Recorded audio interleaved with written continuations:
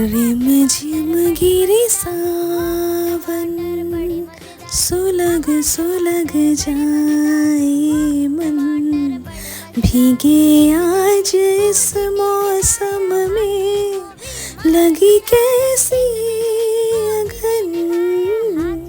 তো এরকম একটা বৃষ্টি ভেজা দিনে আপনাদের মন কি খেতে চায়?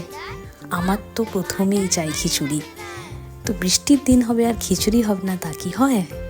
আর তার সাথে যদি থাকে গরম গরম ইলিশ মাছ ভাজা, আহা হা হা, এই কম্বিনেশনটা মাত্র একটা বাঙালিই জানতে পারে কি কতটা অমৃত।